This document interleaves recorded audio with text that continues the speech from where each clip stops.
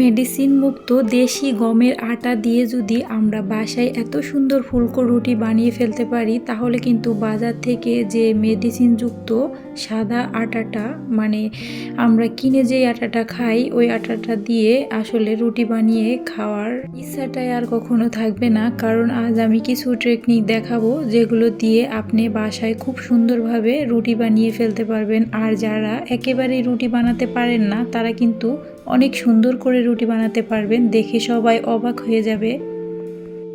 আর বকবক না করে চলুন তাহলে মূল কাজে ফিরে যাই। আসসালামু আলাইকুম সবাইকে, কেমন আছেন সবাই? মুক্তাজ কিচেনের নতুন আরও একটি ভিডিও দেখার জন্য সবাইকে আমন্ত্রণ জানাই। প্রথমেই একটা বলে 3 কাপ পরিমাণ মতো গমের আটা নিয়েছি, তার সাথে পরিমাণ মতো লবণ দিয়ে ভালোভাবে মেখে নিচ্ছি। প্রথমেই বলে নিচ্ছি, গমের আটা আর সাদা আটার রুটি বানানোর প্রসেসটা কিন্তু সেম না। কারণ সাদা আটা আমরা চুলায় পানি দিয়ে, পানি ফুটে এলে এর মধ্যে দিয়ে সিদ্ধ করে নিই, আর গমের আটা কিন্তু আমরা ঠান্ডা পানি দিয়েই এভাবে মেখে নিলেই হবে। দেখেন আমার মাখাটাও হয়ে গেছে।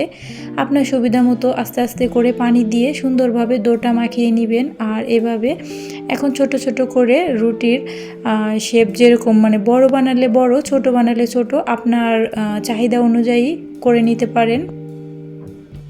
রুটিগুলো এখন একটা একটা করে বেলে নিব। আর আমি কিন্তু আজ সুন্দর একটা টেকনিক আপনাদের সাথে শেয়ার করব। যারা কখনো রুটি বানাতে পারেন না, রুটি বানাতে যাদের অনেক ধরনের প্রবলেম হয়, তারা কিন্তু এইভাবে রুটি বানিয়ে নিতে পারেন। একদম গোল শেপে রুটি হয়ে যাবে। আমি কিন্তু অনেক সুন্দর করেই রুটি বানাতে পারি গোল শেপে। তবুও গমের আটা দিয়ে রুটি বানাতে গেলে হয় কি, অত সুন্দর সাদা আটার মতো রুটিগুলো হয় না। তাই আমি স্টিলের প্লেট যেহেতু আমার কাছে আছে, তাই আমি এটাকে কাজে লাগিয়ে দিলাম। নতুন ছোট আপুরা যারা আছো, তারা কিন্তু এই টেকনিকটা ফলো করতে পারো, তাহলে কিন্তু রুটি বানানোর ঝামেলাটা একদমই কমে যাবে। আর আমার মতো এরকম সুন্দর সুন্দর রুটি বানিয়ে কিন্তু সবাইকে সকালের নাস্তায় উপহার দিতে পারো। দেখো, অল্প টাইমের মধ্যে আমি সবগুলো রুটি বেলে নিয়েছি। আর এখন সেকার পালা। এখন একটা ফ্রাই প্যান গরম করে আমি রুটিগুলো দিয়ে দিচ্ছি একে একে।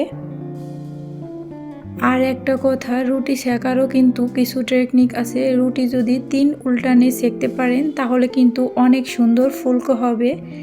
আর বিশ্বাস যদি না হয়ে থাকে, তাহলে ভিডিওটি দেখতে থাকেন কিভাবে রুটি সেকি। আর রুটিগুলো একদম বলের মতো হয়ে যাবে। গমের আটার রুটি কিন্তু সবার কাছে সচরাচর সুন্দর ফুলতে চায় না। আর রুটিগুলো যদি ফুলকোভাবে না ফুলে, তাহলে কিন্তু একদম কিছুক্ষণের মধ্যেই শক্ত হয়ে যায়, ওটা খেতেও আর ইচ্ছা করে না।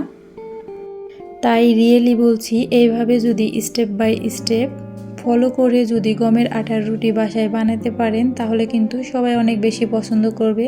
রুটিগুলো যেরকম নরম হবে আর খেতেও অনেক ভালো লাগবে সবজির সাথে। তারপর আলু ভাজা, ডিম ভাজা, এগুলোর সাথে রুটি খেতে কিন্তু অনেক বেশি মজা লাগে, বিশেষ করে শীতের দিনে সকালবেলা।